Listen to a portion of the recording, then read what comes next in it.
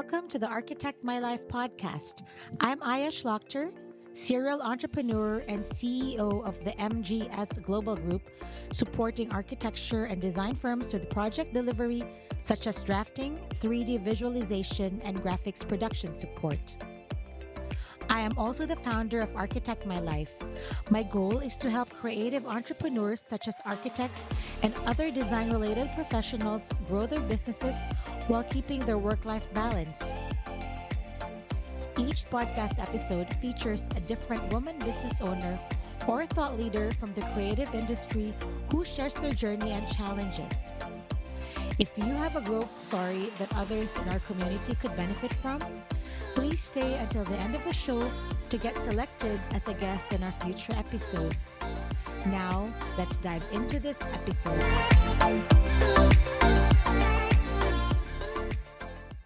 Hi, everybody. Today, I'm really excited to introduce our guest for the show, Sonya Haffey. Sonya is the principal of V Starr Interiors, beginning her career in 2000. She leads the day-to-day operations and works closely with firm's president, Venus Williams, on keeping V Starr running as a well-oiled machine. Sonya has attended Florida State University, and after graduating, she studied interior design abroad, such as London, Paris, Milan, and Glasgow. With her leadership, they have won multiple design awards and most recently won the 2019 Hospitality Design Wave of the Future. I got introduced to Sonya via a common friend, Ron, who is one of the movers and shakers and thought leaders in the hospitality industry. And when I asked him to introduce me to any firm owners, women firm owners, he only recommended one person, and that person is Sonya. Welcome to the show, Sonya. Thank you so much. And that is so sweet of Ron. I just absolutely adore him. He's great. He's, amazing. So tell me about yourself. I think personal background would be a good place to start. Great. So I started the industry, as you said, back in 2000. I was led to design through my family. My grandmother was very big, and before interior design was a thing, she would design all of her own furniture because she didn't like furniture that she could purchase, and she would have the mill workers create everything for her home. And she built a home from ground up, her dream home in Brazil. And I never connected with it. My father's a physician, so I thought I'm supposed to be a physician. So I did go into pre-med in college, and I was acing the classes, but very unhappy. And my mother stepped in and said, "You have to be happy with what you do, sweetheart." And she led me into interior design. Wow, that's amazing. Tell me more about your grandmother. So my she's grandmother, from where again is she from? from Brazil, Oh, a okay. small farm town actually in Brazil. And my grandfather was a physician there.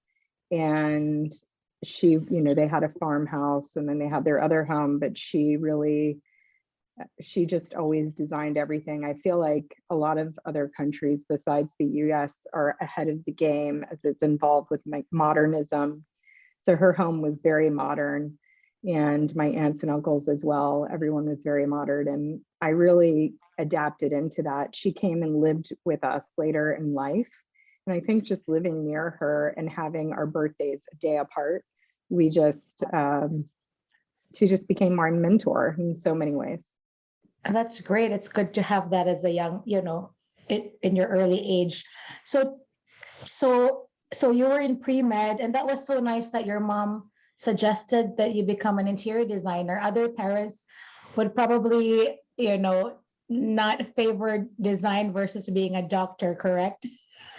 Correct, including my father. I was terrified to tell him. He's always been supportive, but he kept saying, "Sonya, you're making better grades than I ever made. You're going to be so successful. This is so amazing." So I just didn't want to disappoint him, but I was very unhappy. I felt, I always say it's read, regurgitate. So your creative juices are somewhat suffocated. And I really missed that. And then they were building a home in Destin, Florida, and the architect couldn't make the plan work the way my mother wanted. And she sent me the plan in school, and I sketched over it and I made it exactly what she wanted. I added a bathroom. I told them there might be a slight slope because of your roof line, but I think everything should work out. So when she showed the architect, he assumed I was in architecture. So how And old were you then? that was my sophomore year of college. Okay, this was college as a physician or pre-med or college? Pre-med. Really? Yeah, you're meant to be in this profession, no Yes, doubt. absolutely. And so, yeah, so that was probably like an early sign that you needed to be in design. So tell me about your early career as an interior designer. How did you get your first job, or like, was it after all your schooling? Or tell me about all that. Oh, that is the wildest story. I had, you don't really know what you're doing at that point in your life. I wanted to live in San Francisco. My godmother was living in Tiburon at that time. So I went and slept on her couch. And the only positions that I could find were working out of a Patagonia store. And that just wasn't good enough for me. I always like to push myself. So then I got a call from a friend in South Beach that said, I have a room. How much can you afford?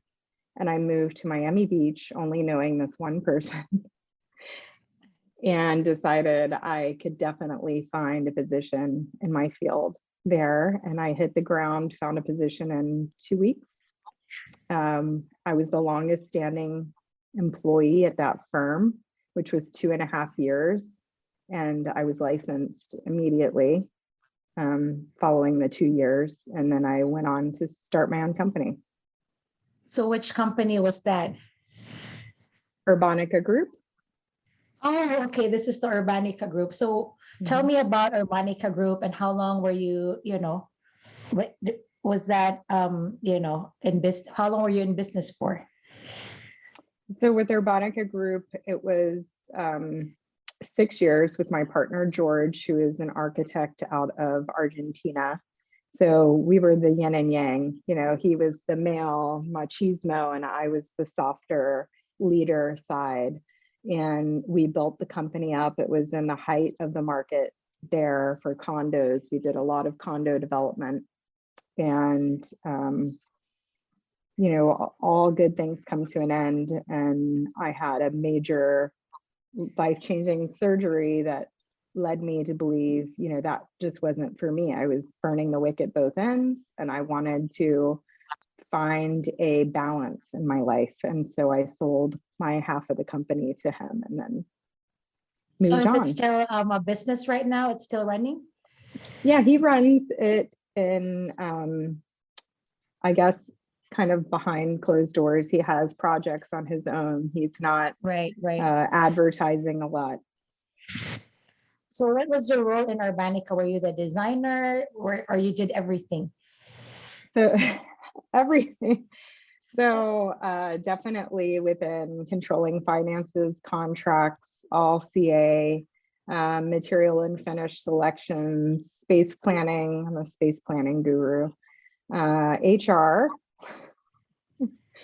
And Oh, wow. That's a lot. client relationships. Maintaining Okay. client relationships. He did a lot of business development, but the maintenance of the relationships really came to me with the softer side. That really helped us. That's great. So tell me about your career path that led you to become a partner at V Starr. Not many people know that Venus Williams is actually an interior designer. It's like when I say I'm interviewing the partner of V Starr Interiors, Venus Williams, Venus the tennis player. I'm like, yeah. So tell me about how you met. This is a great story.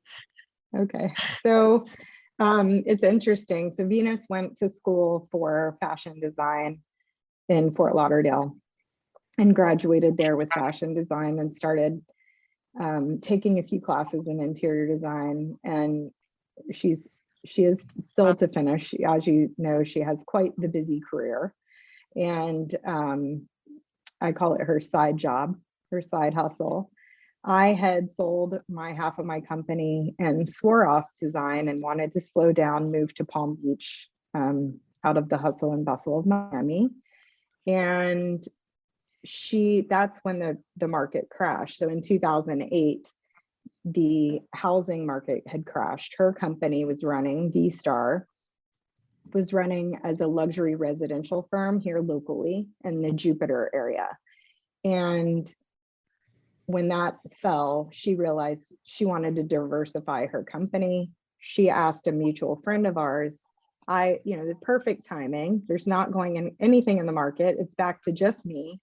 I want someone to take my company and diversify and make it commercial. And he said, well, I have a friend and I know she could do it, but she swore off design. She's in your area and she's moved there and she's had a son, and you can call her and see what happens. And at that point in my life, I had my son, my first child, and I had taken off a year and really put forth the effort to be a stay-at-home mom. How old is your son then? He was a year old. Okay. And I had started taking on residential clients because I couldn't sit still. And that's what I do.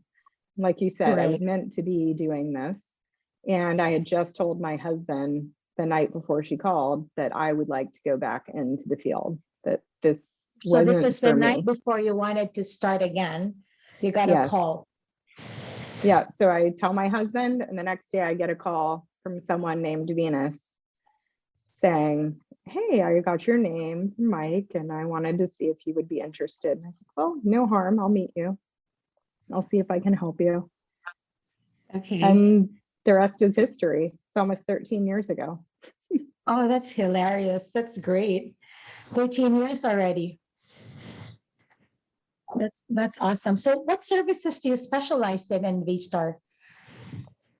So we have a hospitality, multifamily, and luxury residential. So in luxury residential, I joke that some of our projects are like boutique hotels. Oh my God, really? It's that big?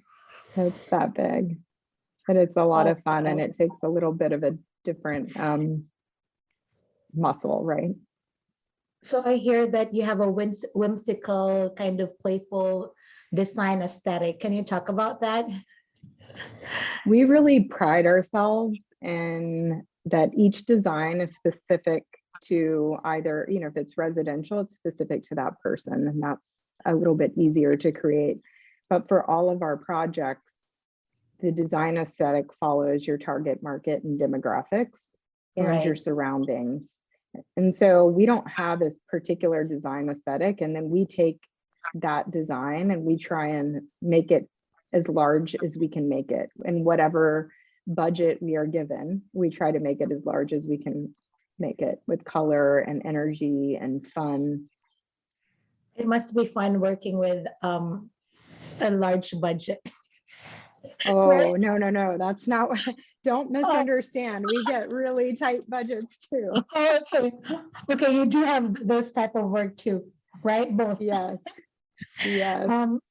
So, okay, let's step back because I want to talk about you as a mom and how you built your career and taking care of your family and the business. Like, what was it like for you raising a family while building your interior design business? Because your son was only one. And so what was it like? Can you share? Absolutely. So it's still going. My children are still fairly young, but I think the successful part is being flexible and giving myself a little bit of grace, right? So every day is going to be different. Your priorities are going to shift by the hour, sometimes the minute, depending. The flexibility of others have been wonderful. I think that in the industry, we've been able to accommodate working mothers. We understand the needs. Also, a lot of late nights, right? So if I wanted to be there for a show, or if I wanted to be there if they were sick or otherwise, I was there. And then once they went to bed, I was working. And that was what it took. And I wanted to do both. That was And I want to do both. I'm home today with a sick kid, and Yeah. that's just part of my life. And so I So do do you have whatever a I good, can. yeah, do you have a good support system? Yes, my husband is extremely supportive. So while I'm traveling, sometimes I think it was February, I was out for 4 weeks. And that's extremely important. It's a support system. He's there. He'll support me even nights. I have a late night. I'm sorry. Okay, I'm going to do the runaround. That's important. But it was important to us both that we were the ones making the rules and raising our children. That's great. So you were gone for 4 weeks? Yeah, on and off. Yes. Okay, because I was gone for 5 weeks, and my husband too, like the care of the kids. I mean, I did my best, like preparing all the meals, as much as I can because my kids are hungry all the time. So kudos to our husbands, right? Absolutely. Yeah, so I know you run an all-women firm, right? Yes, we are all women. So Not on tell me, are they purpose. all moms, or who? Tell me about your team and your culture. So we have a very wide variety of people. There are some that are single, some about to get married, actually, two this year, getting married, which is really exciting. We get to hear about the weddings and the plannings. And Bobby just got her dress this past weekend. That was fun to relive that with her excitement. They'll probably start a family at some point. There's a few of us that have children, and we get to lift each other up, commiserate, also feel, we've made that decision. Not all people make the decision to be a working mom. Yeah. And there's a lot of mom shaming in every which direction. I think it's a difficult job to be a stay-at-home mom. I couldn't hack that job. I had to go back to work. That's my choice. And I get to commiserate with the other mothers about the mother's guilt. And then there's some that have made the decision that, they don't want children for one reason or another. And we get to support them, and we get to be their contraception while they're hearing all our And when wild they see your stories. kids, they're like, "Oops, we don't want kids," right? Right. Um, so so that's great. So has having or running an all-women team, how did it affect your leadership style? Let's talk about like what happened during the pandemic. Like how did you run your office during, this time? Yeah, it's been difficult. I would always say, even in our culture, we say we have a servant purpose. So I would call myself a servant leader. I always ask them, how can I help? If I'm even giving them a task, I'm asking, how can I help? I'm part of it. We are a team. We are a group. I feel like with women, especially, it's, how can I support you in anything? I want to be your mentor in all parts of your life. I want you to trust me. I want to be able to trust you. I feel like my honesty helps in communication, and with, my softer approach or charismatic approach, whatever you want to call that, I feel like they open up more to me, and I feel like it creates a stronger bond and a stronger team. So during COVID, a lot of it was, I know what I think, right? But instead of leading as a, dictator or otherwise, I'm getting their opinions. What is your comfort level? And asking each person honestly, what is your comfort level? And I took the least comfortable level, and that was our litmus test. That's what we ran with. If that person is uncomfortable with this, then that's how we're going to operate. And that was very important. I feel like, we did have to make some hard decisions, that I don't do those lightly. I come to tears just like anybody else. Right. I feel their pain. Yeah. So when I introduced you earlier, you said that you made sure V Starr was a well-oiled machine, running like a well-oiled machine. Can you teach us how to do that? Well, that is with the team, right? Yeah. Part of the process, I am not an island. I cannot be my own. I am no one without my team. Absolutely. I could not do anything day to day without them. I rely on them heavily. Once we started growing, I had joined Venus, we started, right? And then we hired on the first person and the next person, and they were more junior and kind of growing and lifting up. Once we got to a certain point, I had to make a hard call, which I believe anybody in the industry would have to make. It's, am I going to be the business side or am I going to be the design side? I don't believe once you get too busy that you can run both. At that point, I brought on Holly Nixon, who has been amazing. Taking on data from your entire team, their experience, throwing out what doesn't work for your team, and then adopting what does, that's how you create a well-oiled machine. Being inflexible, you're never going to get anywhere, or you only have to do it our way, or not listening to others. That's where you get the kinks and the cogs, right? So bringing on and adapting constantly. I mean, we've learned in the past few years that we have to adapt, but always being able to do that, I think that's how you create a well-oiled machine. And that's good that you're open-minded, that you know your limitations and you know when to ask for help. Right? Absolutely. Because I know a lot of firm owners, like I have a friend who looks like he hasn't slept in years. But he's very proud that he does everything: bookkeeping, business development, website maintenance, drafting. And I'm like, how is that sustainable when you're trying to grow a business? So that's good that you're able to, grow a team based on your strengths and, and your limitations, right? Invite people to join. I also like what you said, that you're not an island. You have, you need support from others. A lot of firm owners, right now things are extremely busy. Like everyone else is doing great. But what about, what are kind of strategies you can offer or you can share with firm owners? Because you've been through a lot of, you've been through the 2008 recession. I mean, I certainly have, and COVID. Like, what are like diversification strategies you can share with firm owners who are just busy drafting and designing and not even thinking about the next client or the next recession or the next whatever, like how would you teach that to someone who's just busy drafting and working? Well, I think it's important. Relationships are everything. And even if they don't give you tangible money, right? You don't see dollar signs there. Those relationships will carry you into the future. Having open conversations with others in your industry.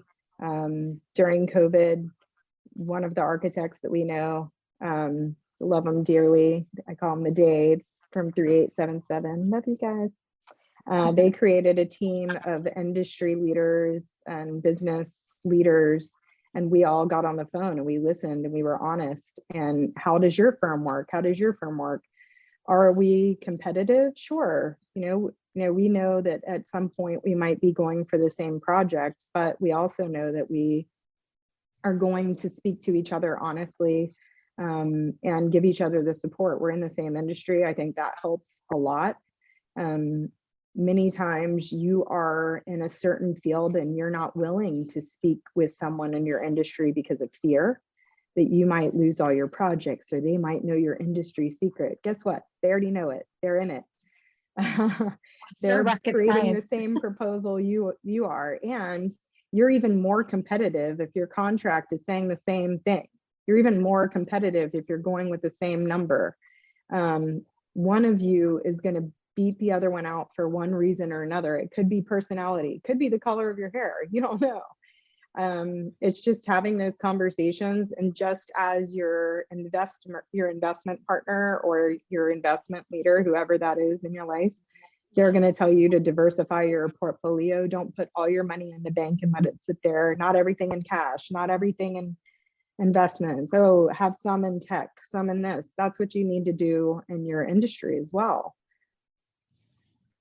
So it's good to really make connections even with your competitors, because your competitors can be your collaborators in the future, right? Like, Absolutely. and that's how I belong to the Women in Architecture, Women Architecture Collective Facebook group. And some women are looking for jobs. They post that I'm looking for a job, or some firm owners, hey, I have an opening, or I can't take on this job. Would anyone in Houston, I'm in the Houston area, take this small project? So it really, I think generosity is the key to success. Like my father always told me, like if you lead your life with a close hand and very selfish, you will never receive any blessings. You gotta always give to receive, so your hand is always open to give and to receive. And I think that's very difficult to do, but I try to live the way he taught me. And like you, servant leadership, how can you empower your team and your people so that they can be successful, right? Absolutely. And, in that, when your greatest lessons, when did you learn them? Off of your greatest mistakes. Yes. It's not fun to watch, and they're going to make it. And I think sometimes you just have to allow it. So that's And your greatest mistake that turned into your biggest lesson. well, the most recent one was somehow I got hacked on Facebook, and Oh my gosh. I don't know what happened. And I was part of all these groups, like you just mentioned one, and I went in and I was trying to figure it out. I couldn't figure it out. I couldn't get back on. They wouldn't let me on. I sent them my ID. I sent them all these other things. Best blessing ever. I have no Facebook account now, but it is very Oh, that helpful is to so have. I crazy. gained about an hour of my time a day. No, probably like 4. You never know. You never know. That's great. I mean, yeah, imagine life without Facebook and Instagram, right? Will be more productive. Yeah. And industry Um, mistakes. I mean, I've made plenty in my lifetime. Oh, I didn't check this, or the product changed, or I didn't check the drawing set, and oh no, they installed a different floor. What am I going to do? How am I going to tell the client this? It's just things happen, especially if you have a team, you're trusting your team, and oh, I trust you, I'm not going to check that. And then you have to own it in the end. That's one oh, of the that's biggest tough. lessons I've ever learned, is walking up, looking a client in the face and admitting that you messed up. That was it. There's nothing around this. I'm not going to blame it on anybody else. This is on me. So you It's took a, it for it's, the team, it's not fun. really. Like it was your responsibility. That's Yep. great. Like instead of pointing fingers, it's just, we made a mistake. Did you have to pay for all your mistakes, like, the tile change or whatever? What happens when you, you install something that was not supposed to be? Yeah. I mean, that happened very early in my career. And, I there were a few things. The client hadn't called me to verify. The spec had one letter wrong. They didn't send the sample for approval, which is part of the requirement. So we split the cost. I said it, yes, the mistake was on the spec. Yes, but it also says that I have to have a sample for approval, and I never received it. So, that could have gone either way. We split the difference. We made it happen. We wanted the project to be right. And that was it. And, I won't make that one again. I know, right? I bet you couldn't sleep for a few nights. Early in Uh, your career, that's like a big one, you know? it is. It was like 2 months of food.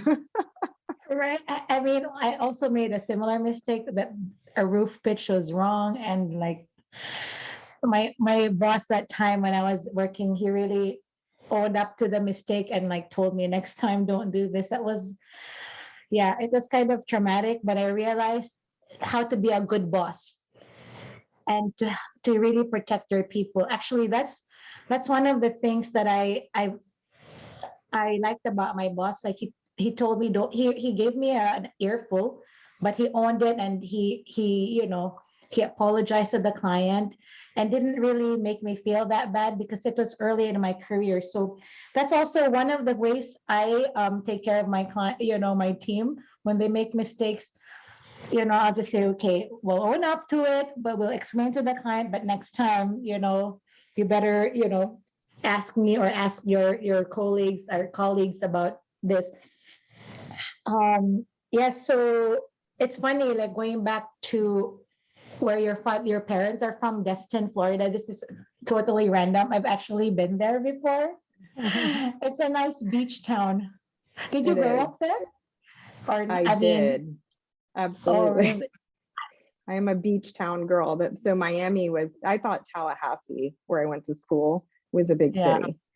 And then yeah. I went to Miami. So I wanted to come back to a beach town. So I came to Palm Beach Gardens and the Jupiter area. Oh, it's gorgeous there. I've been to Palm Beach. I wish I lived by the ocean. I'm from the Philippines and I'm a beach, I'm an island chick. I'm not So, happy unless I have water. oh, really? I know what you mean. So, I read in your bio, or I think I listened to one of your interviews that your favorite song is by the Beatles, Blackbird. Is that correct? Yes, yes, yes. I You love know, that song. I had to tell you this. I don't play any instruments. I don't play I mean, I played the piano when I was 6, but when I moved to the US 6 years ago after the Philippines, anyway, I picked up a guitar. I only learned one song, which was Blackbird, and I sang it. That's No why I'm like, way. yeah, it was it was like a cover version, not the Beatles version. I think Right. it was Amy Mann, or I don't know who sang it, Oh, but I just had to tell you, I thank you. love That that is song. amazing. I love it.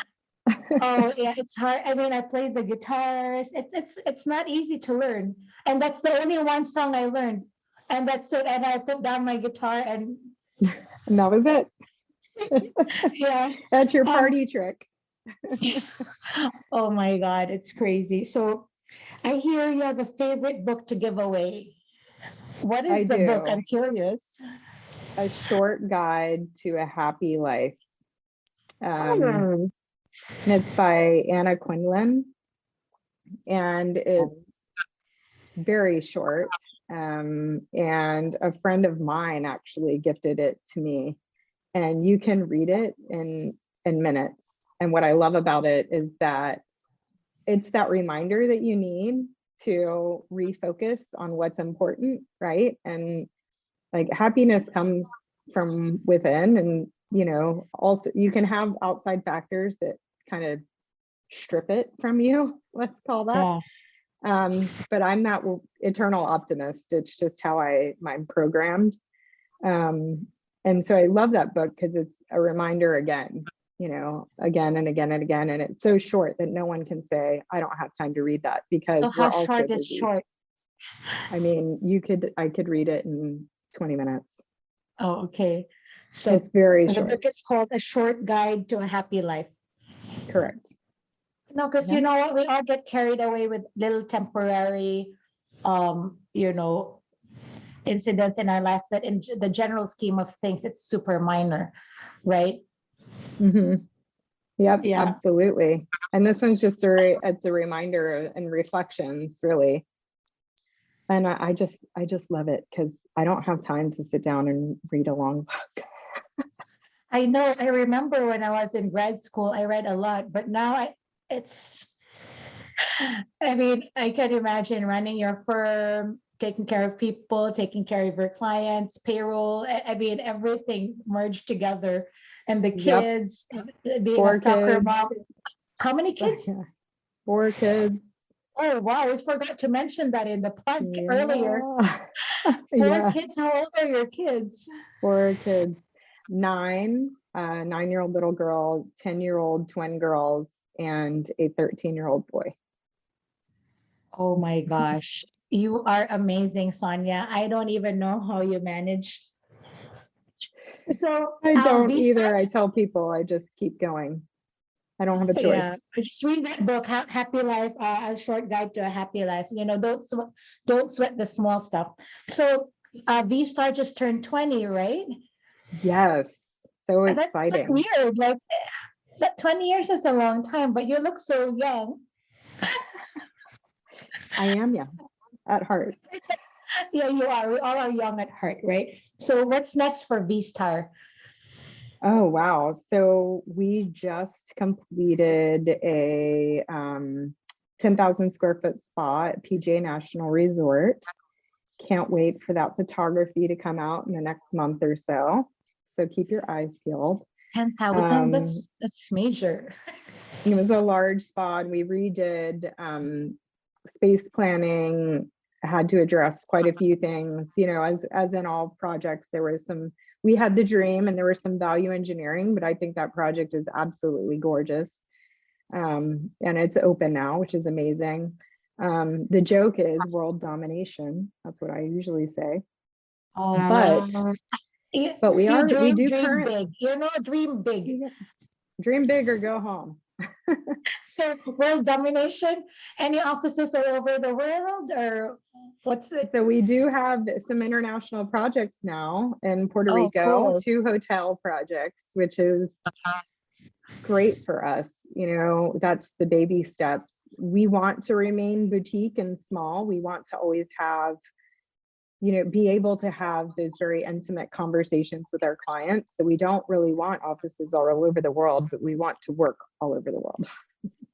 Yeah, keep it lean and mean, right? Yeah, You absolutely. gotta keep the cash flow going, the well-oiled machine. You don't need too much staff, but you just have to keep it lean. I think that's the way to go. And what's next for you? Personal projects? Anything on the next 3 years? More kids? No, just kidding. Sorry, I didn't mean to laugh. Absolutely not. No more kids. I'm all set. Just making sure, I have so many things in my head. Right now, I just want to redo my living room. Yeah. I'm the plumber with the leaky faucet, right? It's been sitting the same way since we moved in. I'd like to do that. That's personal. I did take, an understanding architecture course through Harvard, and I really enjoy that. I don't intend to go into architecture, but I love learning more about it. I'd like to get into painting and art again, which is one of my outlets, and maybe finding some more space for me. Wow, that's great. I had no idea. I mean, I know we talked about the 4 kids earlier, but that's super impressive. Sonya, thank you for your time and congratulations on all your success and accomplishments and being the leader that you are. I'm sure your team members and Venus, they're so grateful for what you do for your company, for your clients, but most importantly for your team members. So thanks for becoming a guest on my podcast. Thank you for having me.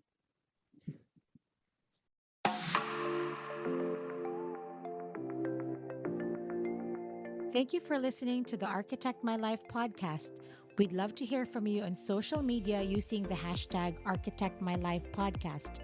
Be sure to follow me on Instagram at Aya_Architect My Life. And for women business owners, I invite you to join the all-woman private Facebook group called Architect My Life. If you haven't already, we'd appreciate it if you'd subscribe to the show, as well as rate or review us wherever you access your podcasts. If you think you have something to add to the conversation to your success running a business, we invite you to apply to be a guest on one of our upcoming episodes. Visit architectmylife.com/podcast to learn more. Remember, work-life balance is important, so join us for tips from others as they share their experiences on managing and growing their businesses and balancing their lives. I'm Aya Shlachter. Thanks again for listening. Until next time.